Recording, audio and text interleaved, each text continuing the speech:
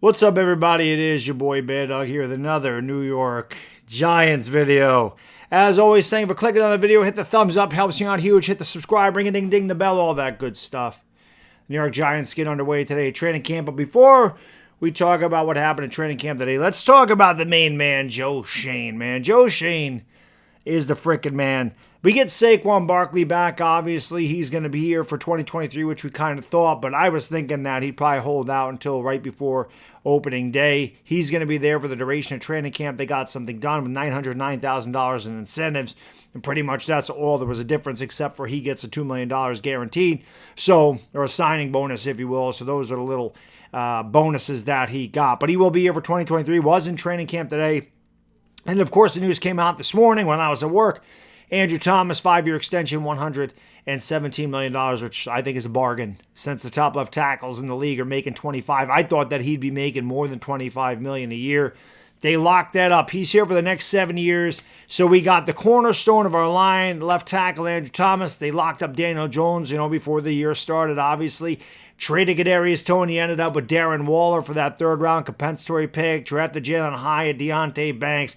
We had Bobby Okereke and, get Paris Campbell. Joe Schoen's just killing it. I mean, Joe Schoen, what an offseason he had. I mean, this is what it's like to have an intelligent, competent GM in a front office. And I always like to include Brandon Brown in that because, his contribution should not go unnoted. These guys came from two of the best front offices there are. The Buffalo Bills, obviously a big-time contender, and as much as I hate to say it, the Philadelphia Eagles, Harry Roseman, I mean, the guy knows what the hell he's doing. He knows how to get around the cap. He knows all the loopholes, and we got some of those capologists here in our front office now. 21st century minds goes a long way.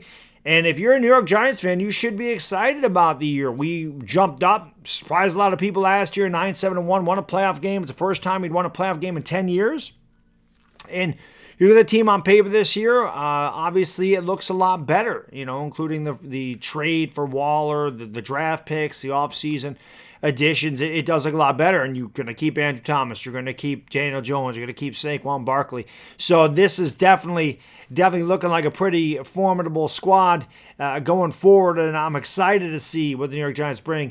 And Joe Schoen, you're the man, brother. So I know I speak for a lot of Giants fans. I can't speak for all of them, but we're pretty happy with what Joe Schoen is doing. And now it's time to lock up my guy X-Man. He's the next one. Xavier McKinney's the next guy. We got to lock him up, man. My guy X-Man, he's the freaking man. So we got to get him there. Real quick, Nacho, he got in a car accident outside of the training camp facility. I don't know if it was in the parking lot or on the road or what it was, but he got a concussion, so he's in concussion protocol. That was one thing that was kind of out of the ordinary, so hopefully he's okay. It's nothing serious. Obviously no serious injury there, but you can't play around with a concussion. Want to talk about some of the things that, the Giants did today in training camp. Saquon Barkley didn't touch the ball often, it says. He was did very little work out there, did have a really good touchdown catch from a scrambling Daniel Jones against my guy Xavier McKinney, but it's all good. So Saquon obviously making an impact immediately at training camp, but it's just good to have Saquon back, man. I mean, a lot of Giants fans love Saquon Barkley. We all wanted him back here, so he's here, and we'll see what happens the next year. People are like, the Giants will probably tag him next year. And listen, it'd be smart for the Giants to tag him next year, but we'll cross that bridge when we get to it. I'm not going to be concerned about 2024. We haven't even played a snap in 2023 yet.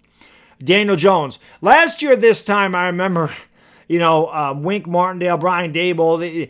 Daboll was giving away the offensive secrets to Wink Martindale, making it really tough on Daniel Jones, which a lot of us didn't know when he was looking bad in training camp. And I would do videos just, again, like this, just talking about what happened in training camp. And I'd say he had a bad day at training camp. People were like, you just hate Daniel Jones.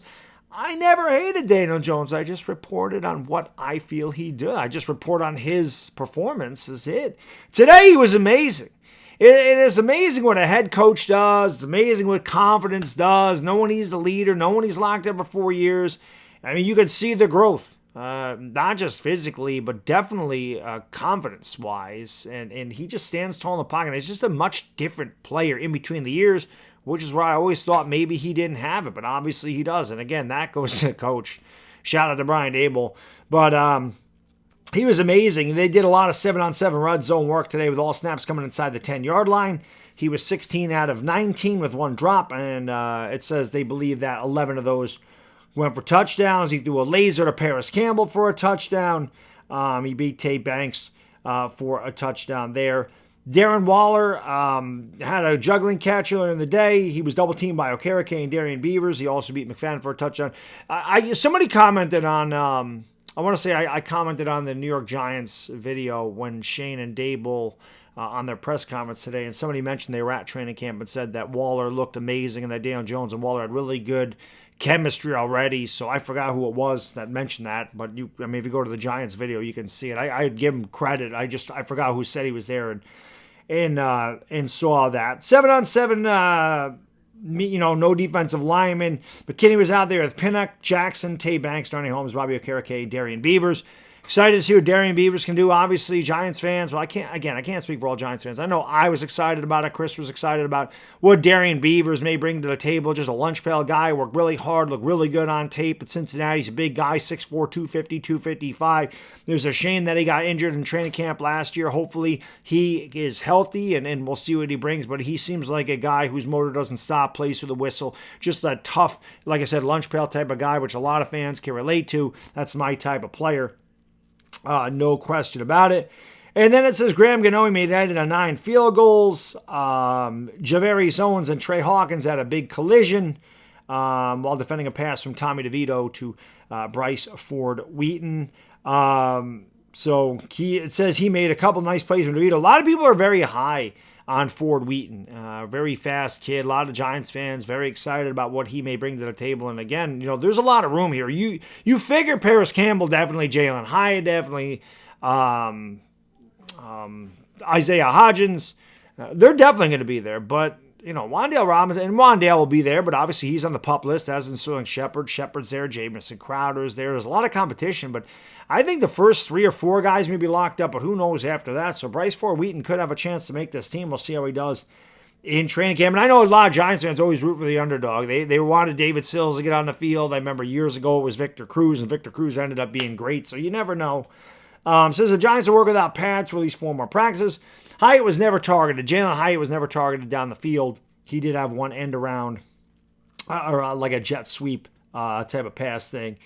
And so special teams drills at the beginning of practice were Jaden Mickens, Adoree Jackson, Pimpleton, who a lot of guys like, Darius Slayton, Eric Gray, and Darnay Holmes were the punt returners. Hyatt worked as a punt returner in the spring, was not part of the group. The Giants will resume activities tomorrow at 10 o'clock. And I just want to give credit to where I'm reading this from. This is from SB Nation. So by Ed Valentine, SB Nation, it's kind of what he said was going on with the training camp today.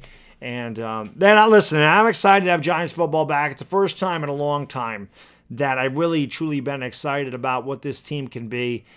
I don't want to get my expectations too high. A lot of people said what we did last year is a fluke. I don't believe it was a fluke. I think we got a lot better this offseason. I think they're a very formidable squad. I love our coaching staff. I love our front office. The brain trust of this organization is night and day compared to what it was, in 2021.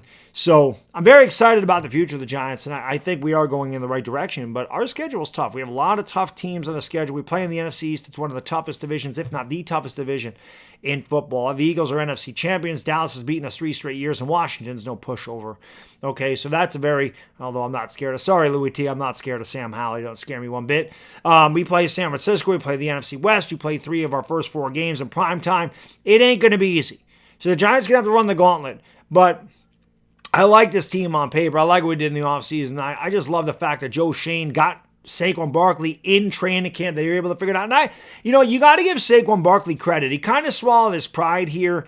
Didn't hold out. Like, again, everybody talked about how high character of a guy he is and how good of a guy he is. Like, he's not that guy that wants to be the diva. I think he understands he's screwed up, and I know he's not happy. But the fact that he's in camp, he's there day one, they got something done.